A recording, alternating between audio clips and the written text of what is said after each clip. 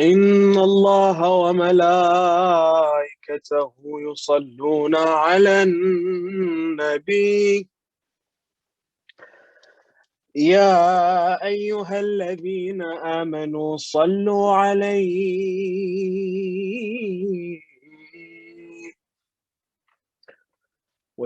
وسلموا تسليما. اللهم صل على محمد. أعوذ بالله من الشيطان الرجيم.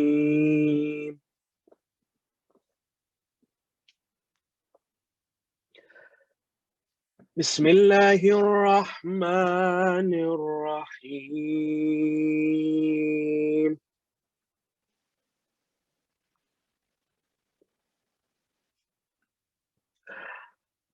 يا أيها الناس إنا خلقناكم من ذكر وأنثى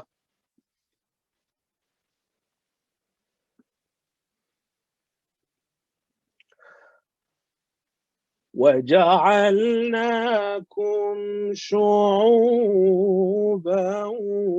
وقبائل لتعارفوا إن أكرمكم عند الله أتقاكم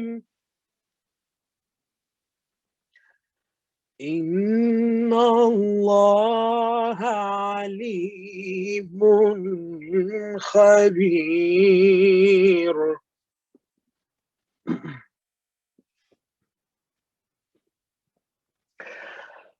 قالت الأعراب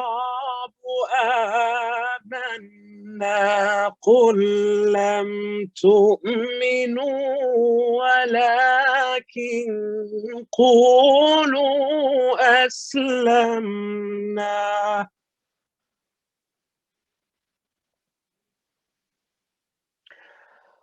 ولما يدخل الإيمان في قلوبكم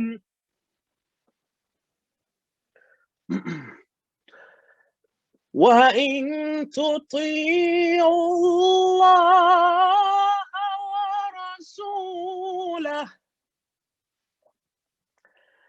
لا يلتكم من أعمالكم شيئا إن الله غفور رحيم.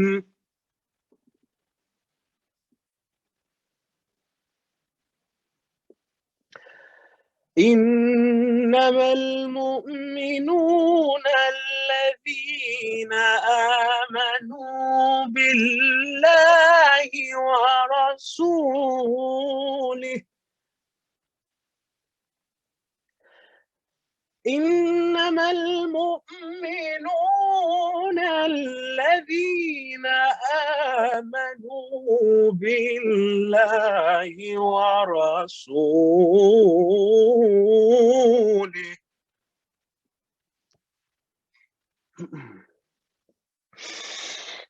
ثم لم يرتابوا وجاهدوا بأموالهم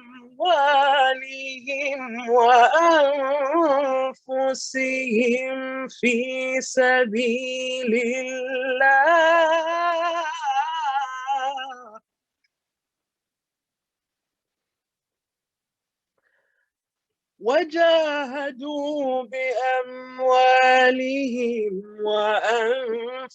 وأنفسهم في سبيل الله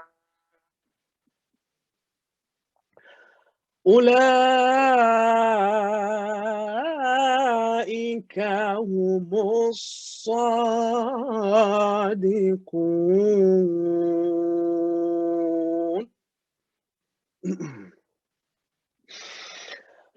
الله أكبر. بسم الله الرحمن الرحيم.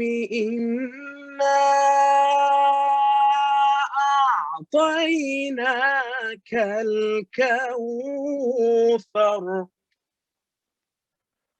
فصل لربك وانحر.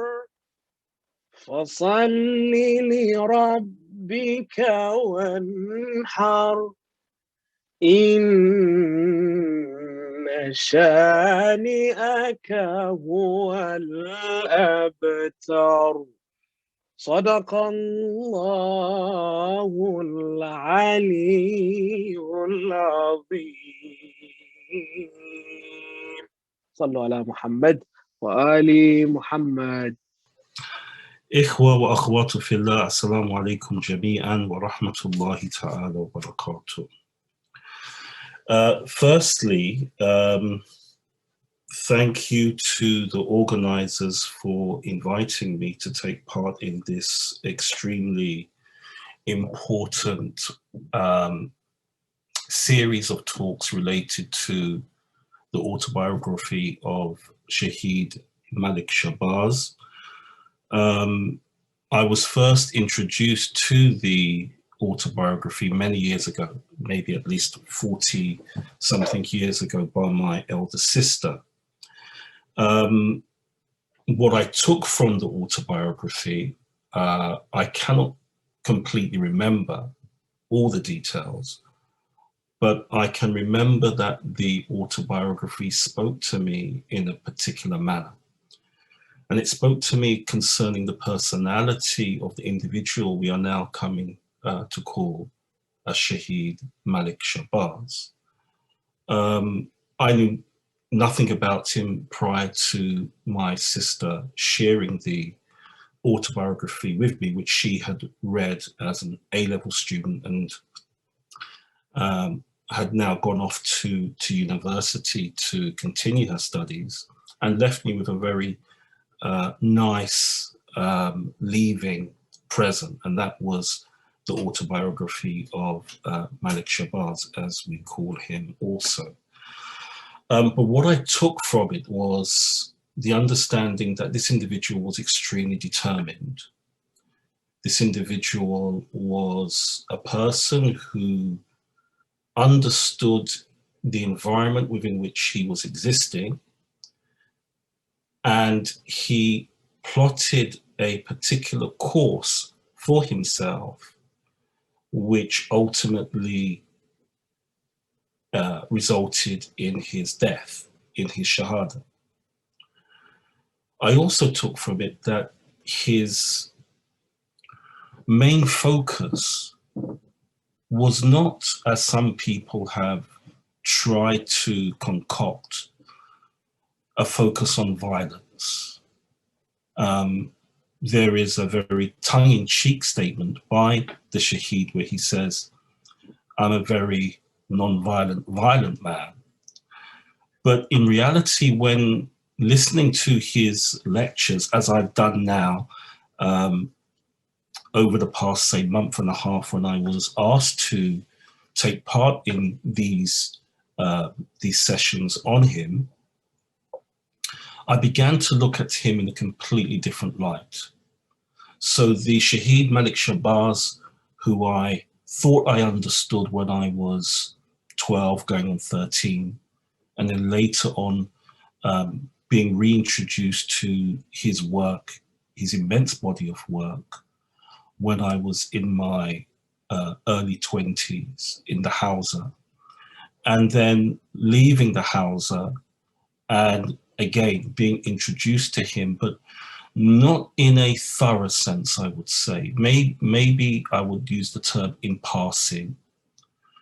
But over this past month and a half, since I was requested to take part, and I was very happy to take part, I began to see him in a completely different light. There were certain aspects of his personality which began to unveil themselves to me, as well as comments of individuals whom, via the means of social media, which were not present 20 years ago, 30 and 40 years ago, was able to connect with the views of others, both via lectures, the seminars which they delivered, and also the writing which they have completed on this personality.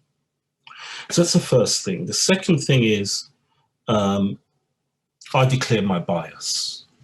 My bias is I see the individual as one of the many heroes that Islam has offered up to humanity. I don't see him as a black hero, because if I see him, I believe, as a black hero, I've limited him.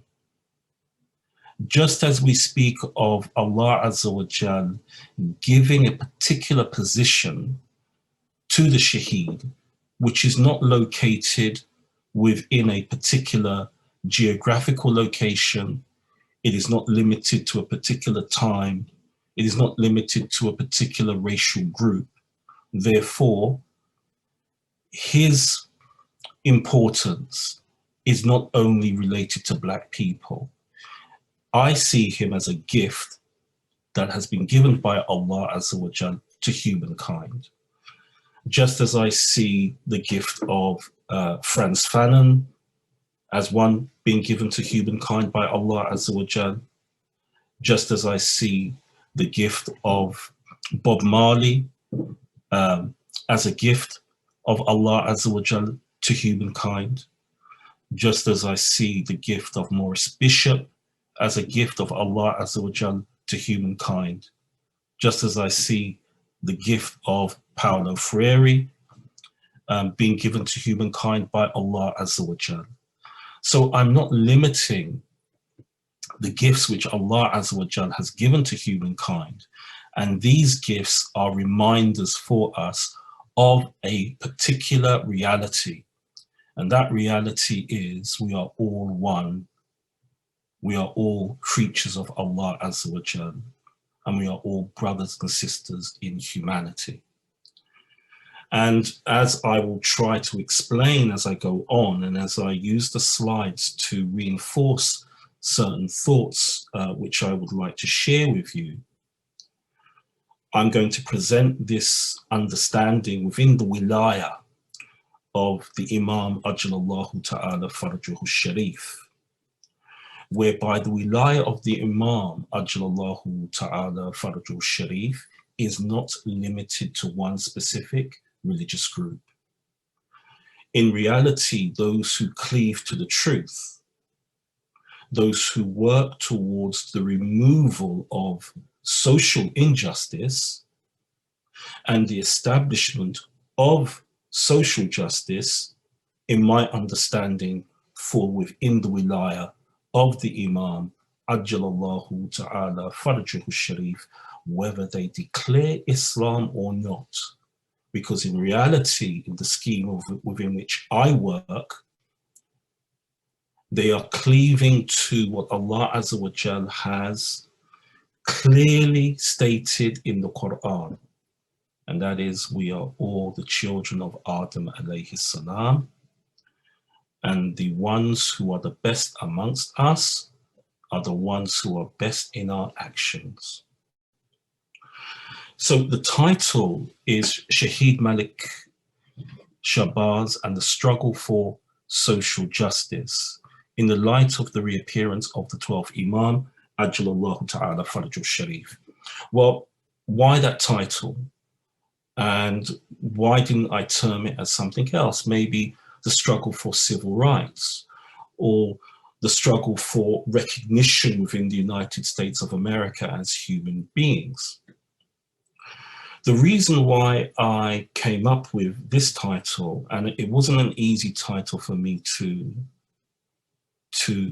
create, to construct, was because going back into the speeches of the Shaheed, mainly in the latter part of his life, what becomes evident is that the struggle which he is engaging with is no longer a struggle for aimed at or for Black people only, but it's a struggle for all humanity. And likewise, it's not a struggle for civil rights, as will be seen. Here, social justice means a recognition, a demand to see Black people, primarily within the milieu which we are immediately looking at, within the United States of America, the oppressive regime which forcefully brought Black people from Africa to that country.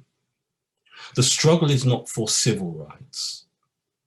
The struggle is for human rights. And because it's a struggle for human rights, then it takes on a dimension unique in and of itself. And that dimension is one which is now international. So can we turn to the next slide, please, Olga?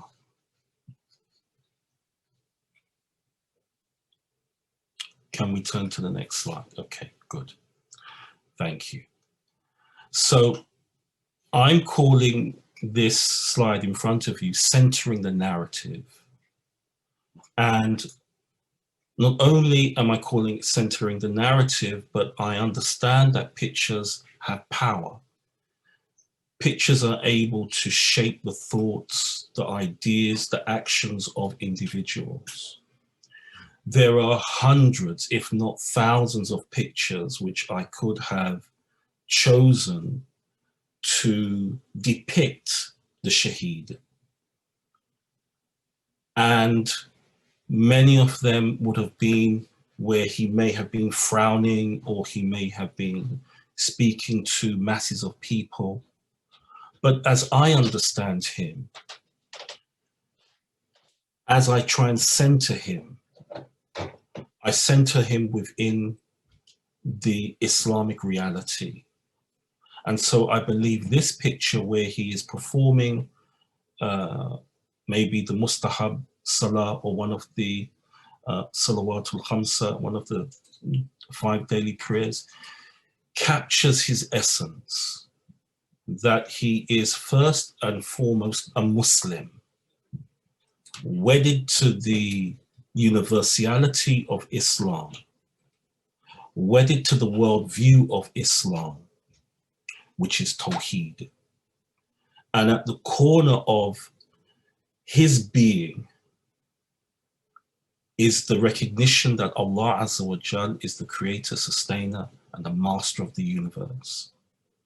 And as such, that is shown not only in the words which he delivers, but also in the actions which he performs. And so what I take from this picture, and obviously we read into visual narratives, whatever we want to read into them, we create our own reality. But nevertheless, what I take from this picture is a man at peace, a man communicating with his Lord. So where Allah Azza wa Jal mentions, and here now centering the narrative within Islam, that is his worldview. Others have made it so that he has to relate race as an issue, but he as a human being, the agenda which he sets for himself is one of Islam. It is the inhumanity of others via the racism which they have introduced into the American environment where he was living, which he occupied, that he had to attend to that narrative. So Allah Azza wa Jal mentions, and here again centering the narrative, who is he? Allah Azza wa Jal mentions, وَلَا تَحْسَبَنَّ الَّذِينَ قُتِلُوا فِي سَبِيلِ اللَّهِ أَمْوَاتًا.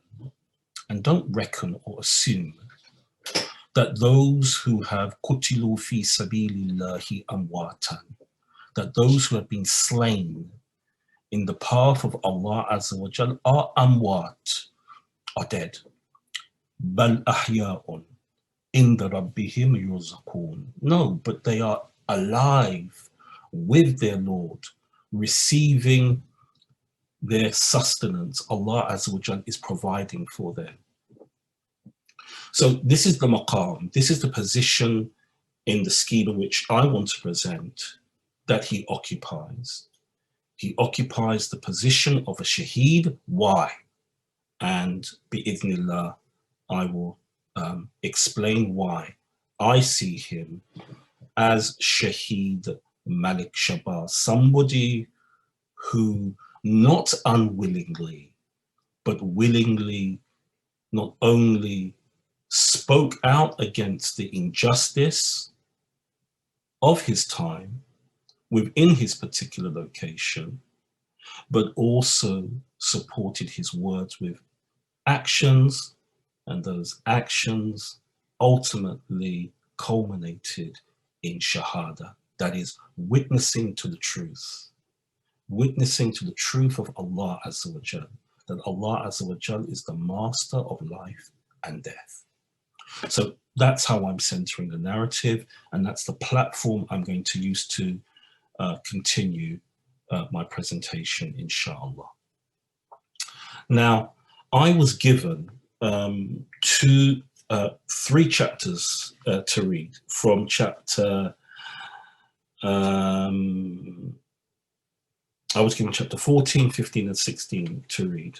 And they are titled Black Muslims, Icarus, and Out.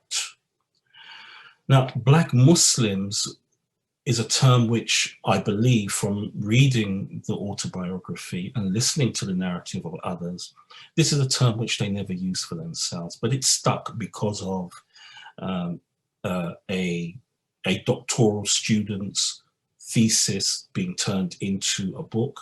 And in that book, the term Black Muslim was used.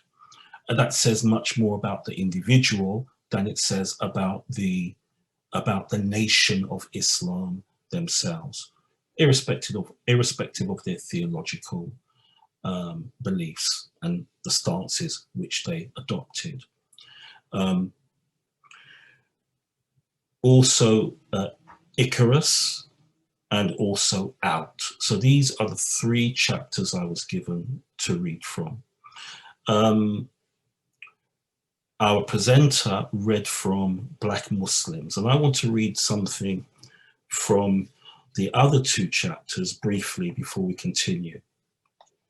And I want to read from Icarus, and Icarus may be an allusion to Icarus who flew too near to the sun, and wings were burnt and plummeted from the sky into the sea to his death.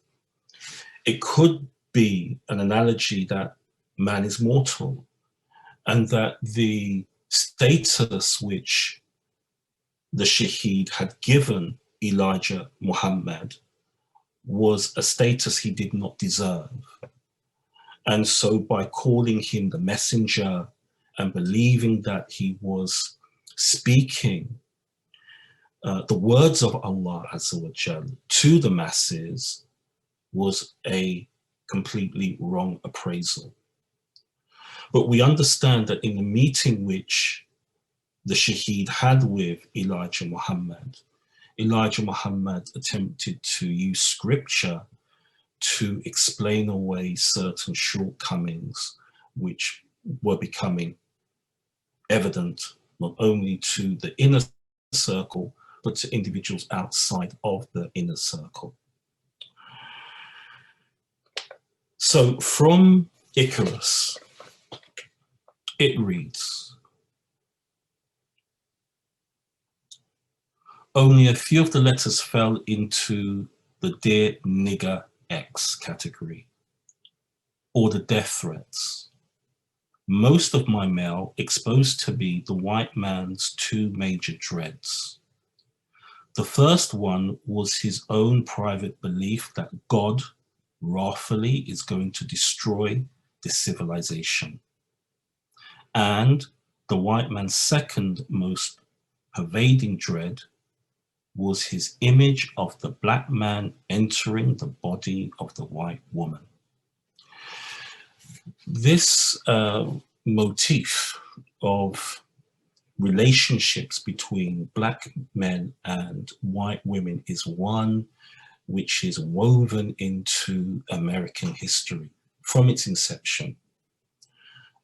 And the image of the black beast, the large black body, bulging with muscles, but an uncontrollable black body, one that knows no moderation, is woven into the intimate fabric of American society. And I'm going to develop that line of thought as we continue to go along. Can you turn to the next slide, please, Alva? I mentioned, so where to begin? Where to begin? In the sense that we have to understand the environment within which black people in America existed. From the time they were forcefully dragged from the African continent to the initial colonies, and then later on, what we now understand is the United States of America. And it's termed as the land of the free. Well, for some, America as a social experiment, the creation of race and the racial other. America could only succeed. That America at that particular time could only succeed. I'm talking about in the initial stages of the American experiment. That America could only succeed by imposing white will on the unwilling. And how that white will, and here we have the founding fathers, was imposed upon the unwilling was via rape, via murder, via torture, and via unbridled misery. These are the seeds from which America has grown.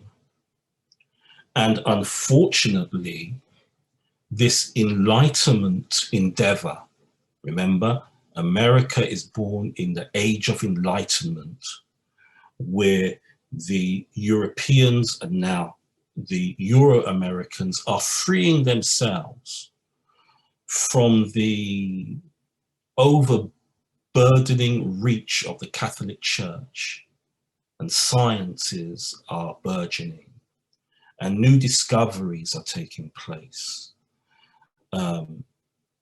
The French Revolution is born out of the Enlightenment endeavor. But what we see is, in the American experiment, depravity and disdain for humanity. These individuals we see in front of us, many of them were slaveholders. And so the foundations of the America within which a Shaheed Malik Shabazz was existing was not one where all were free and that everybody was judged upon the content of their character. No. Individuals were judged upon the color of their skin. And you were a man or a beast depending upon the shade of color that your skin had. And we all understand, bi'idhnillah, that Allah Azza wa Jal mentions that one of his ayats is the difference in color of skin. Difference in color of skin. And we understand that an ayah is something that points to something else. And so the ayah of the color of skin is not to symbolize superiority of one individual over another. And I use the term individual, not race, because we understand there is only one race, and that is the human race. But that escaped these individuals. Constantly we hear about the founding fathers, what the founding fathers intended. The founding fathers never intended X, Y, or Z in relation to certain documents like the Constitution, while the founding fathers, many of them were rapists. Many of them were pedophiles. Many of them, in a true estimation, would be consigned to the garbage bin of history. And so this is where we begin. In an America founded upon racial discrimination. Can we move to the next slide, please, Arla? Oppression, exploitation, murder, and unfree labor. And so we have this bold statement. Let me preface that firstly. To understand what the Shaheed is engaging with, understand the history. Do not approach it as, oh, this is just some angry black man who is utilizing the deen of Islam in a way in which we cannot accept. For Africans were treated like animals. And we do have the narrative whereby the Nation of Islam and the Shaheed himself referred to white people as devils. But imagine you can now trace the history of black people in America during his period of time, and all you can see is misery, harm, butchery being perpetrated against these people by a particular group of people. Would you not yourself refer to these people as devils? And of course, there are exceptions to the rule, but we're talking about a system which benefited a particular group of people and disenfranchised, dehumanized another group of people. So here now, this statement, let's see if it actually does hold true. We hold these truths to be self-evident. Well, what are they? That all men are created equal, really? That they are endowed by their creator. Well, we know for a fact that deism has its own creator, and they were not talking about the creator which is usually referred to within the Christian scriptures, the Old and the New Testaments. With certain unalienable rights. What is this unalienability? It cannot be taken from the person. The person cannot be stripped from it. Just as Immanuel Kant, another Enlightenment figure, somebody who was also steeped in racism, he mentions that autonomy cannot be stripped from the individual. Autonomy actually makes the human being what they actually are. And by autonomy is meant the ability to give oneself rules. And so here that these rights cannot be stripped from the human being. Well, if you don't see black people as human beings, then obviously you are not going to include them in this statement. It's made by Thomas Jefferson. That among these are life, black people did not own their lives. Liberty, black people had no liberty. And the pursuit of happiness, the only happiness that black people were given, I guess, maybe, is when they were dead. In that America, that's when happiness comes about. by being free of this devil and the system that the devil created. And this was in 1776, made by one of the founding fathers, Thomas Jefferson. Let's continue, shall we? Can we move to the next slide?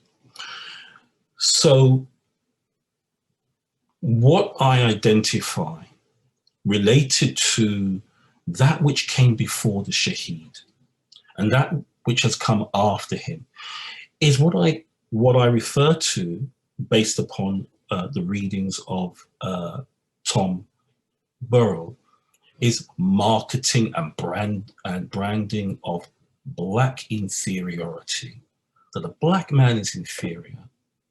And this inferiority, well, what does it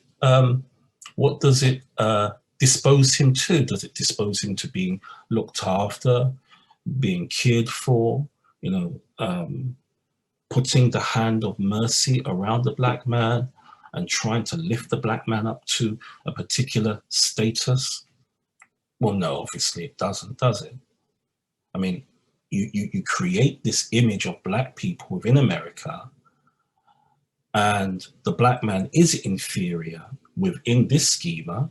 And so obviously the only thing that the black man and black woman are suitable for it are systemized rape and brutality. So Burrell, 2007, quotes from Norman Coons, author of The Black Experience in America, The Immigrant Heritage, and it reads, "Not only did white America become convinced of white superiority and black inferiority, it should be, but it strove, not is, but it strove to impose these racial beliefs on the Africans themselves." Now, I wouldn't have used this term, but I believe in quoting the author word for word.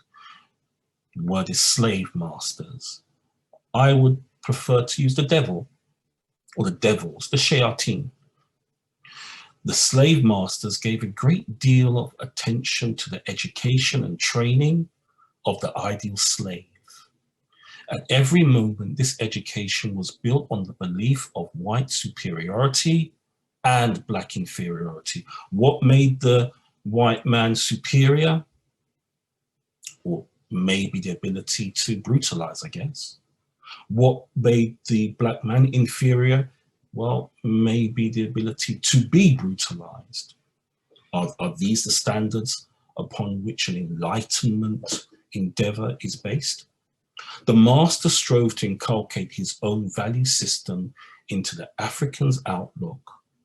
Here, recall this idea where the Shaheed Malik Shabazz is constantly referring to how he grows and slave. Uncle Tom, which is a wrong use of the term, it should be Sambo. Uncle Tom is actually the hero of the novel. Uncle Tom is actually the dignified African who is set upon by the enslaver. Okay, so he got that wrong. It should be Sambo.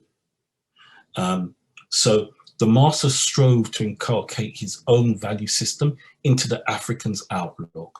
And so we've got the house Negro and we've got the field Negro.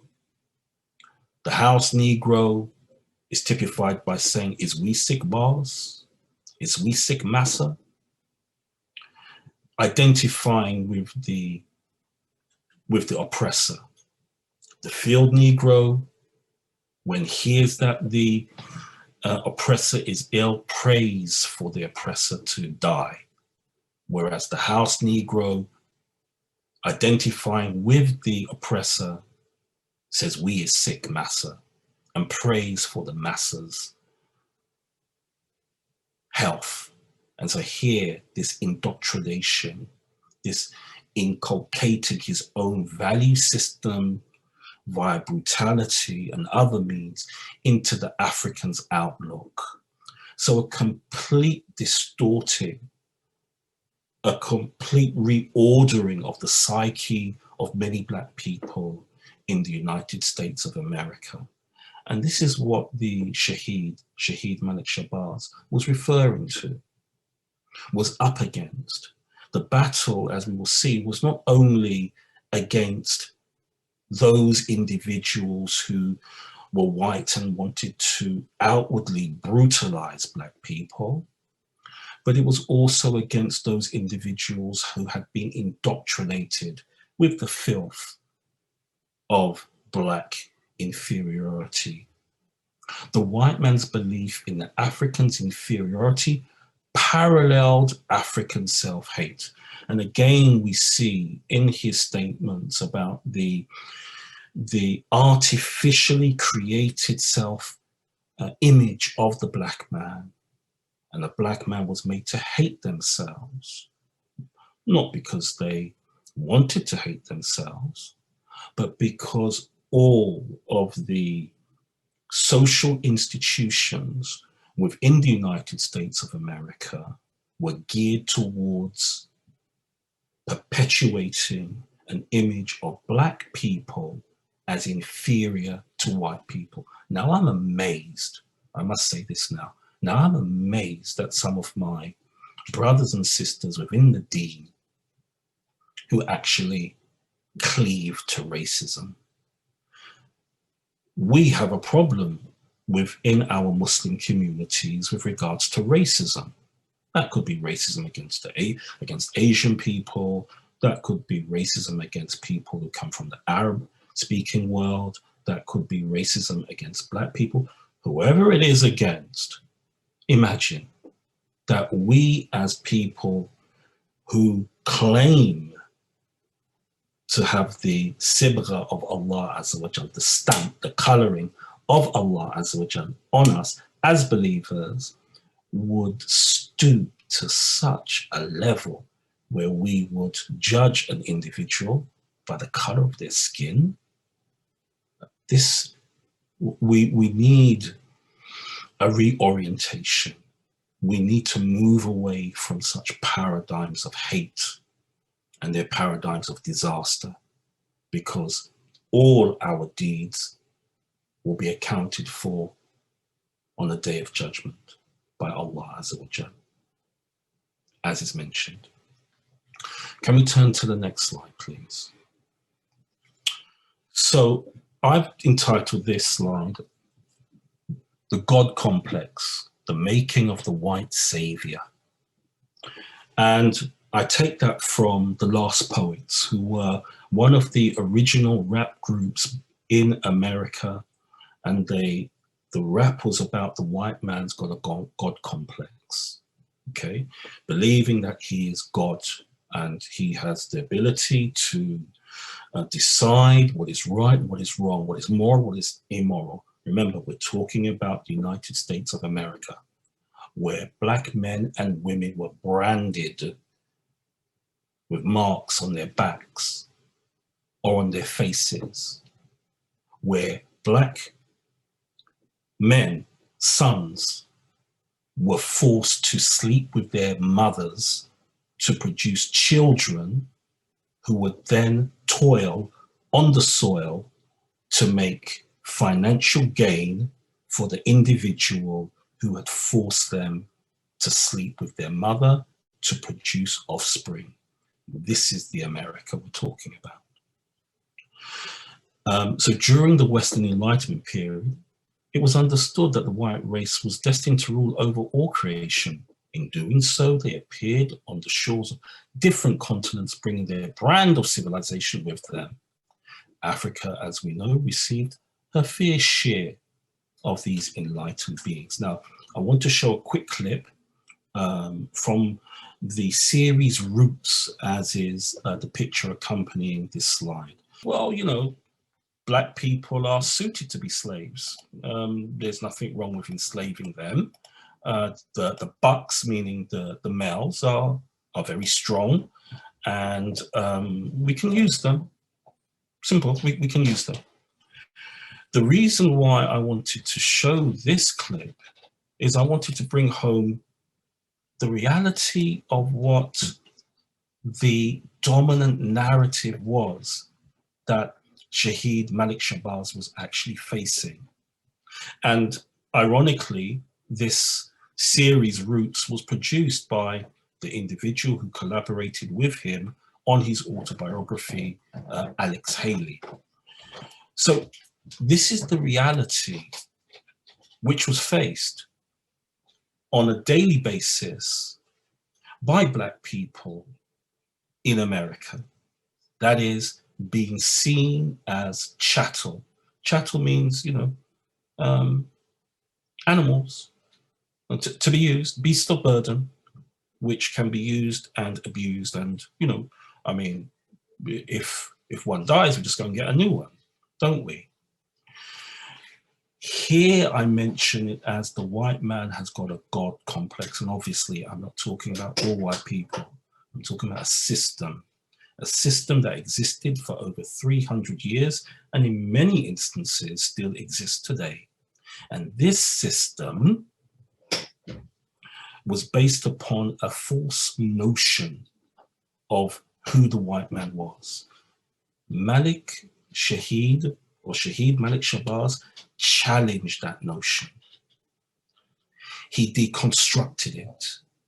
He obliterated it, not with violence, but with the power of words.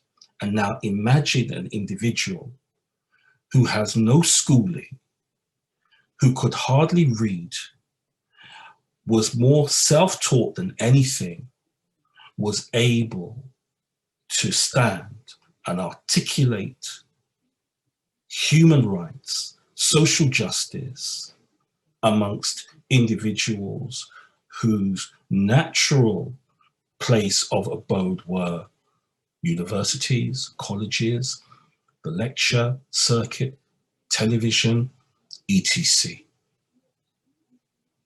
And not only did he challenge it, he exposed it, he laid it bare, and he allowed us, or he gave us, a vocabulary by which we could challenge this also. And this vocabulary was, I'm Black and I'm proud. And no matter what you say, no matter how you try and twist the narrative, the truth is, I have not been the oppressor. I have been the oppressed. You are the oppressor. Can we go to the next slide, please, Alva?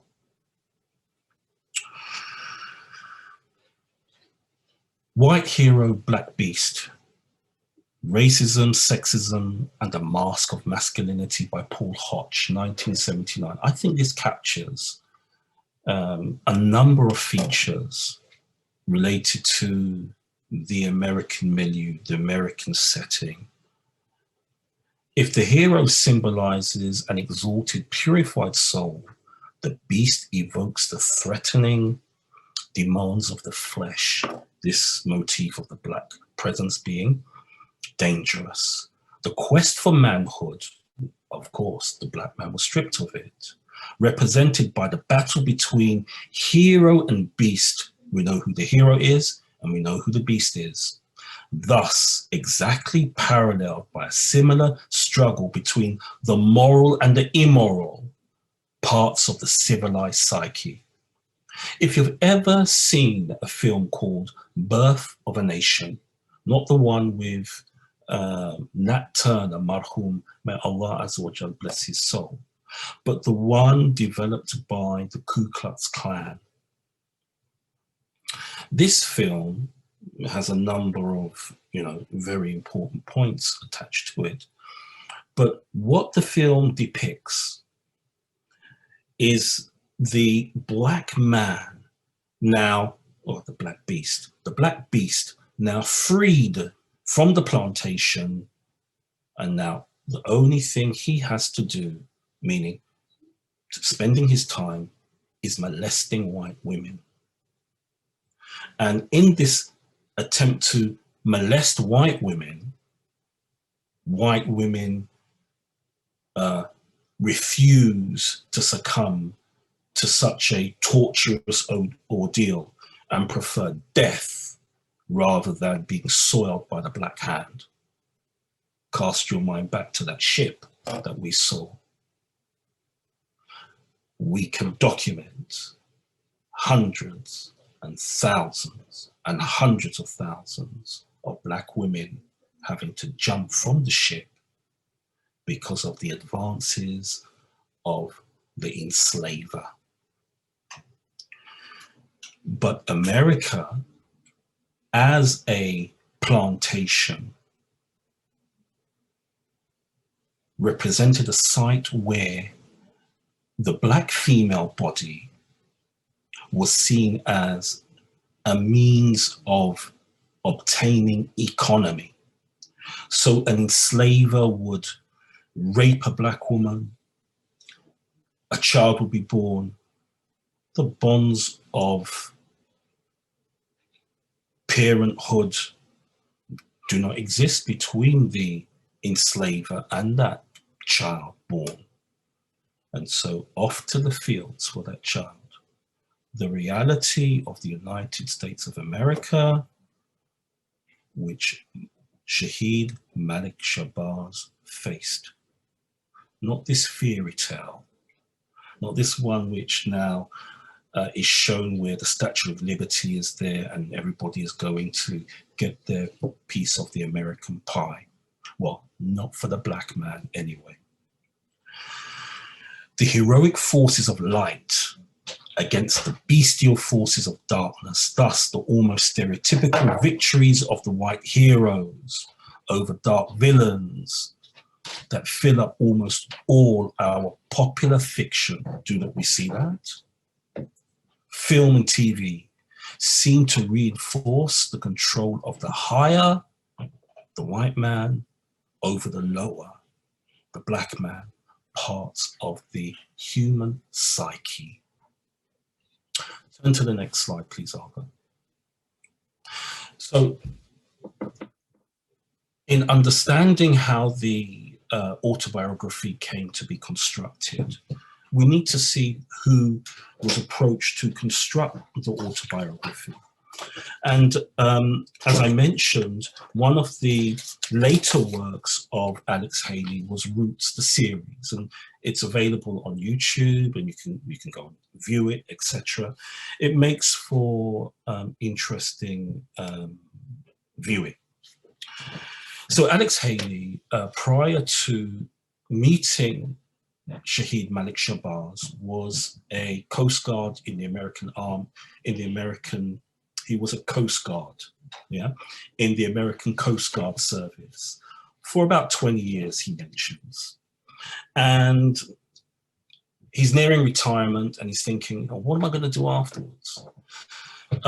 What he tells us is that during the times when he was on board ships, he was engaged in writing. And so he developed this skill, this narrative, this ability to tell a narrative.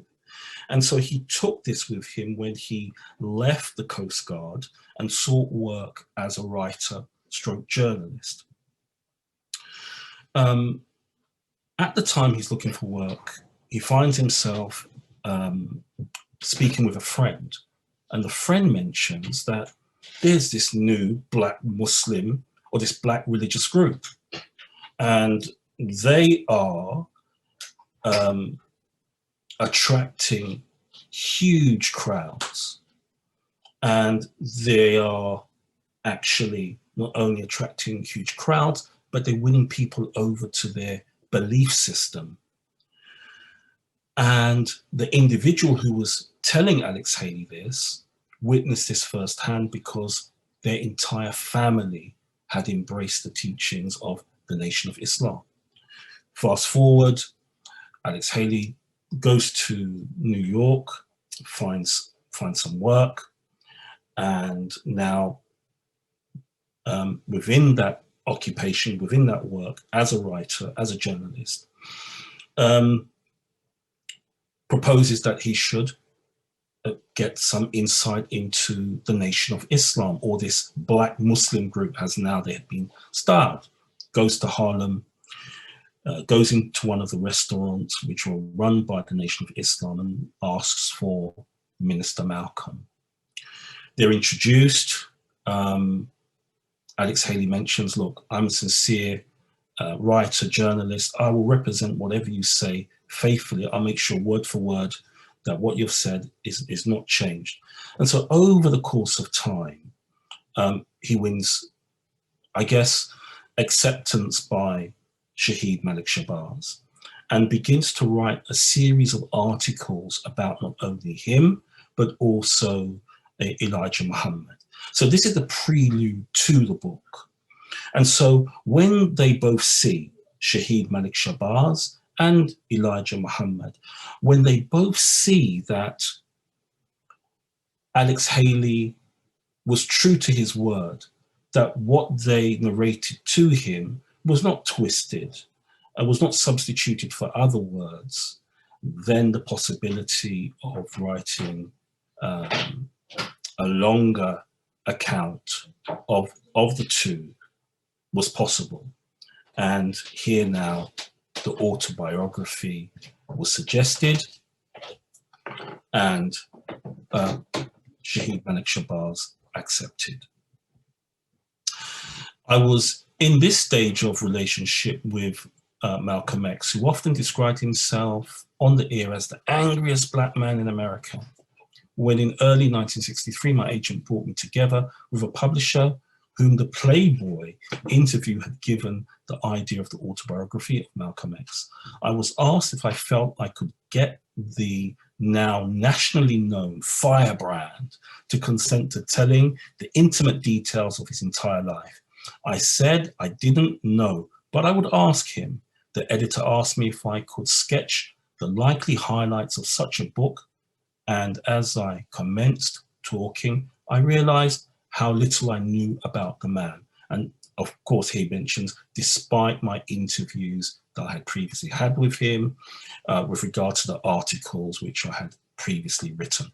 Can you turn to the next slide, please, Albert? Thank you. So when we're looking at the Shaheed Malik Shabazz, and when we're looking at the autobiography, we are seeing what he wants to tell us. And I guess sometimes we filter out what we don't want others to know. Is it a faithful narration of him as an individual? Well, sometimes we forget things. Sometimes our minds play tricks with us. And as an event happened, well, we retell it in a different way.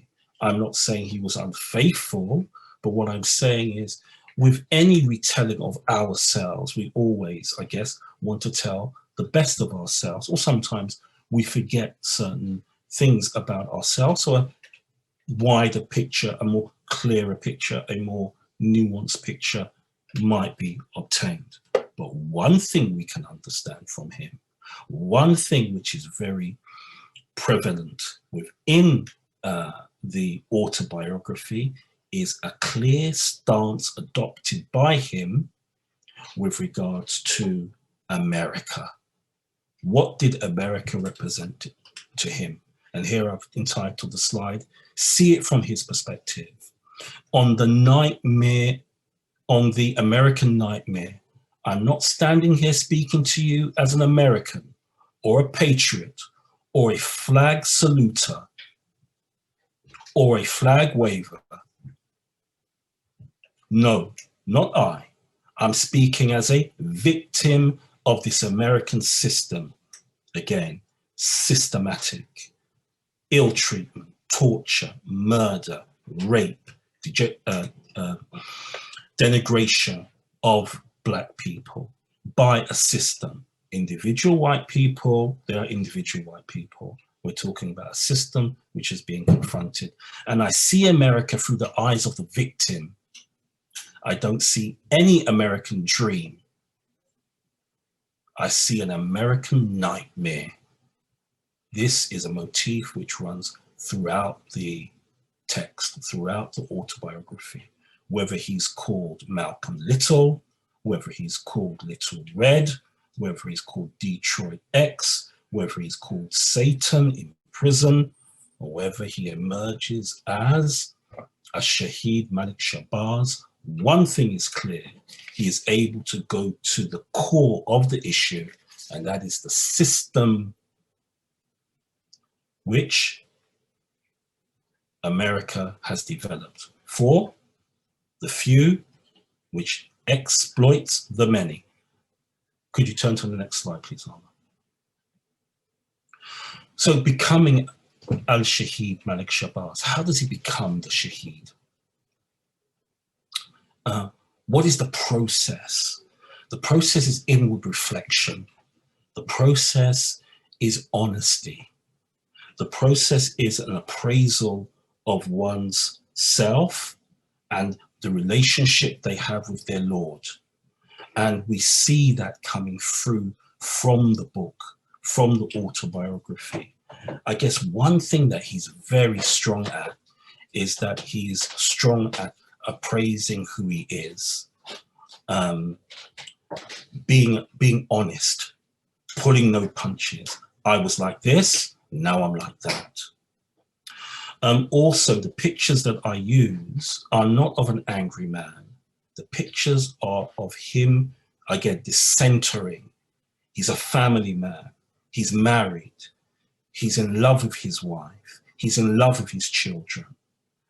And this makes his sacrifice even more stronger, because when we are in love with aspects of the dunya, our family, our wives, our children, the pull is very strong, but he had a higher ideal to aspire to, and that was qurbatan ilallahi ta'ala, seeking closeness to Allah Azza wa Jal, the pleasure of Allah Azza wa Jal.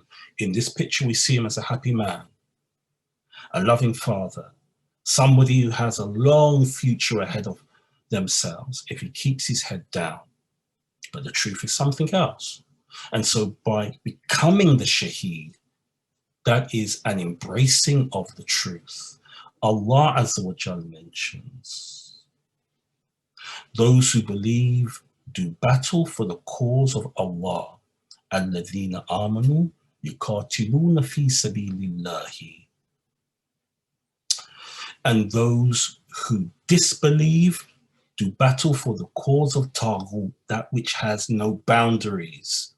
And that encapsulates the America of his time, that which had Taghut, that which has no boundaries, that which knows no limits, that which will transgress everything. You cannot restrain it. It knows no restraint. It will cross all the red lines of decency and morality. And so here the two are cast on separate paths. Alladhina amanu, those who have believed, yuqatiluna fi sabilillahi, walladhina kafaru, yuqatiluna fi sabili taghut. They strive and they fight fi sabili taghut, in the path of Taghut. So fight the minions, or fight the companions, or fight the company of the devil. But there are many ways to fight. There are many ways to fight. Fighting is not always by picking up weaponry. And also weaponry comes in many shapes and forms. How did he fight? Do we recall any gunshots being fired by him? Do we recall any knives being thrown by him? Yes, Taghut saw his words as bullets, and this is how he fought. And in this way, when you are speaking truth to power, as we are told to do by Rasul al-A'lam, sallallahu alayhi wa alihi wasallam, this is a means of fighting. And so, فَقَاتِلُوا أَوْلِيَاتُ الشَّيْطَانِ إِنَّ كَيْدَ الشَّيْطَانِ كَانَ ضَعِيفٌ. And so fight the awliya of shaitan, the ashab of shaitan, those who shaitan has extended his embrace to. the awliya of him. Surely inna kayda shaitani kana da'if. Surely the plans, the designs of the shaitan are weak. And so what do these individuals who alladhina amanu yuqatiluna fi sabilillah, what do? They stand, they're counted, and whatever the consequences are, they accept them. Turn to the next slide, please, Arlo. So in this becoming the Shaheed, it's no longer a national persona. It is an international persona, and there is the danger. When it's national, then, we can talk about civil rights. He never spoke about civil rights. He always spoke about human rights. The difference between his discourse and the discourse of others was that he went to the core of the issue. And as we see in many statements he made, that when you limit the discourse, when you limit the jihad, when you limit the struggle to civil rights, then it remains within the jurisdiction of that nation state, the United States of America. But when we appeal to human rights, then we can take it outside of the confines of the United States of America and bring it to a higher international court. Here we see the UN, you constantly refer to. So no longer a national battle, no longer national, battle lines. And the battle lines are drawn. The battle line is, my scope is wider than what you imagine. My scope encompasses the globe. I unite with all the oppressed, regardless of race, religion, creed, or social class. And here, as we can see in one of the pictures, and I think it captures the dichotomy. In one of the pictures at the top left-hand corner, well, on my screen anyway, he's meeting with Malik Faisal.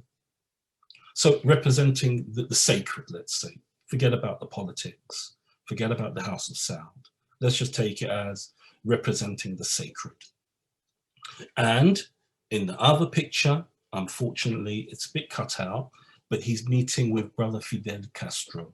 And I call him a brother because without Fidel Castro, most of South Africa would not have been free, where he trained soldiers from Cuba in the West Indies to leave the West Indies and go into Angola and Mozambique and fight against the apartheid regime. But he's an avowed atheist. He's an avowed atheist, okay? Where does he fit in? Well, we can see the wilaya, as was mentioned previously, doesn't only take in those who believe. The wilaya is expansive and includes everybody who works towards the establishment of social justice, i.e. bringing about human rights. So in this idea of travel, what we see is a reorientation, an understanding of the lay of the land, a perception which is now widened, no longer related to America only. Say, O Muhammad, قُلْ سِيرُوا فِي الْأَرْضِ فَانْظُرُوا كَيْفَ بَدَأَ الْخَلْقِ. Say, O Muhammad, to the people, travel through the land. فَانْظُرُوا كَيْفَ بَدَأَ الْخَلْقِ, and observe how he began creation. Allah Azza wa Jal began creation bil qist. Allah Azza wa Jal began creation with justice. Allah Azza wa Jal began creation with balance. And now he's going from country to country. His vision is opening up. No longer are the battle lines within the United States of America, but the battle lines are international. And he is able to reach into two worlds. The world of the secular, as typified by Fidel Castro, and the world of the sacred, again, for argument's sake, as typified by Malik Faisal. And travel, as Imam Ali, Amir al-Mu'mineen, salawatullahi alayhi, he urges travel so your mind can be opened, so you can see the reality of things. And here, by his traveling and seeing the reality of things, a new perception comes to him. Can you turn to the next slide, please, Alva? Because I'm aware that our time is going. Another statement from him, and again, it's an unknown date, and here the picture is of a strange fruit, a strange fruit. And if you refer to Billie Holiday, she sang of the strange fruits hanging from the tree. And what she meant was the dead bodies of black men and women hanging from trees whilst the civilized were observing them and laughing and having picnics. And this was a typical sight throughout America. So where he mentions human rights, he says, human rights, not civil rights. Human rights are something you were born with, this inalienable nature. Yeah, human rights are your God-given rights. No one can strip you of them. Human rights are the rights that are recognized. Here's now the international element, by all nations of the earth, of this earth. Well, not necessarily the United States of America during that period of time. And anytime anyone violates your human rights, you can take them to what? The world court. This becoming the Shaheed is now consummate, is tied into this wider appreciation of the world. Just as Marhum Ali Shariati, just as Marhum Shaheed Murtada Mutahari, just as Shaheed Said Qutb, just as Shaheed Franz Fanon.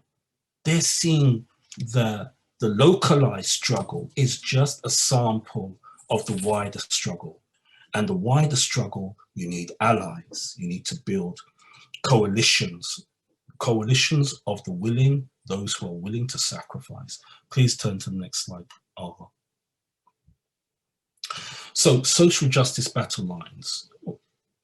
This is what I'm taking from what I read from the 3 chapters. Social justice in the form of human rights, not civil rights. Why?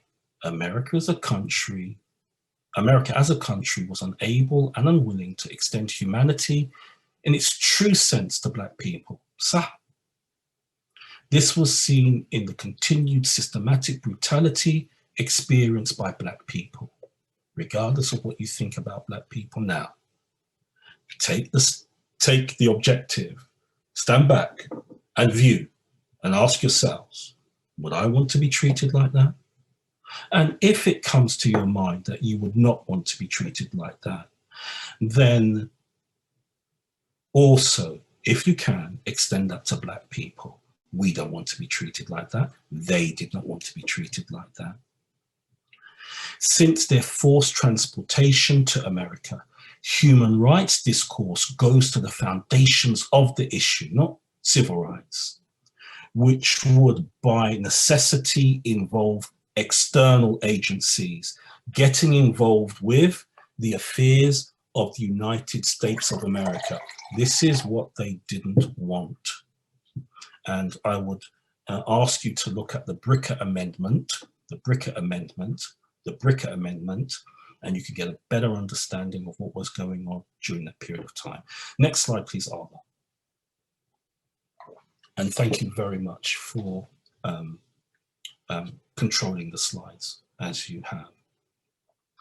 So this in light of the Imam, Ajlallahu Ta'ala Farajuh Sharif, this in light of the Imam's return, Salawatullahi alayhi. What is the natija? What is the end result? Where am I going with all of this? Where has this led to? The urge the haja of humanity, known and unknown, is for justice. The haja of all human beings, regardless of color of skin, religion, social class, is justice. But where they find that justice is unknown. Within the Islamic tradition, the fountain of justice, as personified in a human being at this time, is to be found in the 12th Imam, Imam Mahdi, Ajjalallahu Ta'ala Farajul Sharif. May Allah Azza wa Jal hasten his reappearance. But this urge, this haja, is bigger than the Muslim Ummah. It is a haja which has been felt by humanity from the time they came on this earth and injustice began to manifest itself.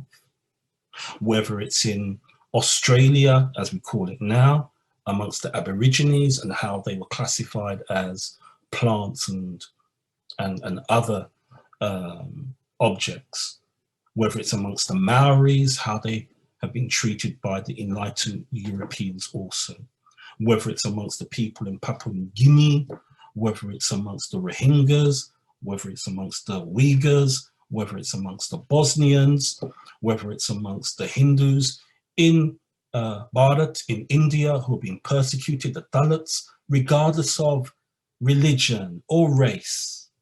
The wilaya of the Imam, Ajjalallahu Ta'ala, extends to everybody. The religion is not the issue. The insaniyat, the humanity of the individual, is the issue. And so now the haja which comes, the desire, the appeal for justice, culminates in the Imam Ajjalallahu Ta'ala Farajul Sharif. And for me, this is where the Shaheed was moving towards. So Imam Jafar as-Sadiq, salawatullahi alayhi, the sixth Imam, the son of Rasul al-A'zam, sallallahu alayhi wa alihi wa sallam, the son of Nabi Muhammad, sallallahu alayhi wa alihi wa sallam, he says, say, when the Qa'im rises, he will establish his government on the foundations of justice. Injustice and oppression will be eradicated during his tenure, during his time. The roads will be completely safe. There will be no need for an underground railroad. The earth will throw out its bounties. The barakah of Allah Azza wa Jal will be enjoyed by all.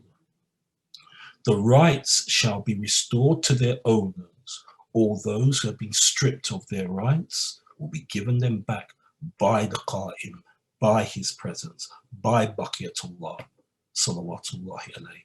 At this time, the earth will throw out its treasures because of his barakah and manifest its bounties. It will not be possible. It will not be possible for you to find a needy person whom you can pay charity. This is the reality, I believe, which all those, regardless of their religion, work towards when they speak about justice, when they speak about human rights. They may not know the Imam, Ajjalallahu Ta'ala Farajul Sharif, but they are working towards this. Jaza'an al-Mahdi asbaha thawiyan, ya khayra man wata al-hasa la tab'idi. Sallu ala Muhammadin wa ali Muhammad. Shukran jazeelan. اللهم صل على محمد وآل محمد.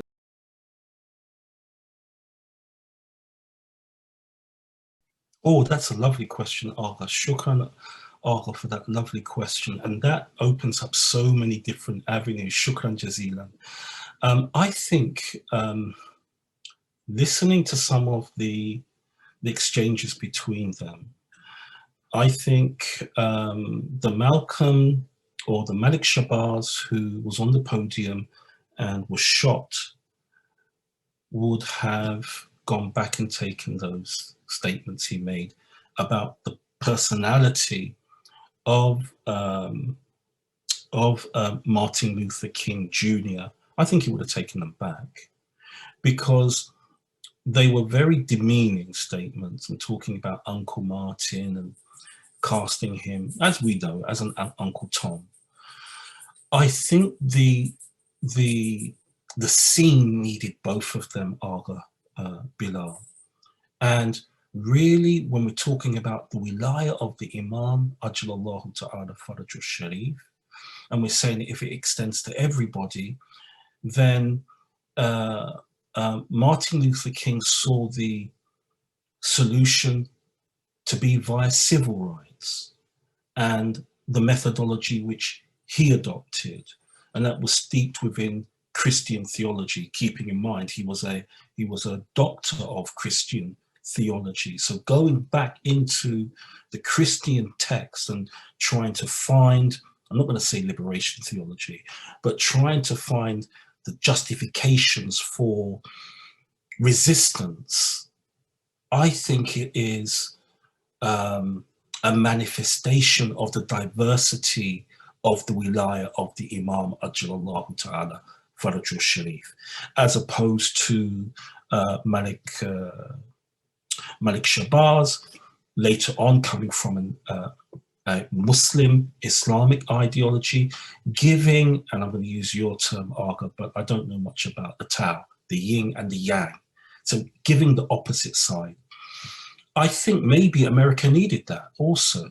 It needed two individual figures coming at the problem, the issue, in different ways.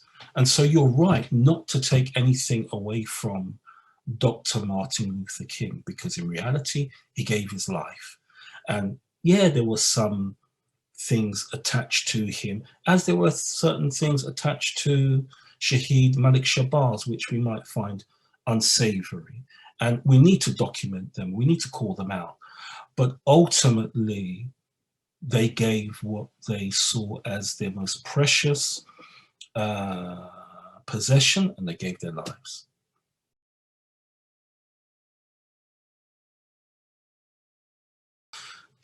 Do I think it? I really don't know. I know for a fact that when I attended previous sessions, one of the respected speakers said he was of the opinion, and I hope I'm representing what he said accurately, he was of the opinion that that was the Imam Ajlallahu Ta'ala Farajul Sharif. Do I think so? I'm yet to be convinced, really. But was it a religious experience which had meaning to him? Definitely it was a religious experience which had meaning to him. Does it mean that if it was the Mahdi, Ajlallahu Ta'ala Farajul Sharif, that he would have been guided to Madhab Ahl Bayt and not to what we see as this aberration which we call the Nation of Islam? Well, maybe no, not necessarily, because what was on offer during that time with regards to Islam? Who was propagating Islam during that period of time? So my own personal opinions say that is, I really don't know. I need to think about it a bit more.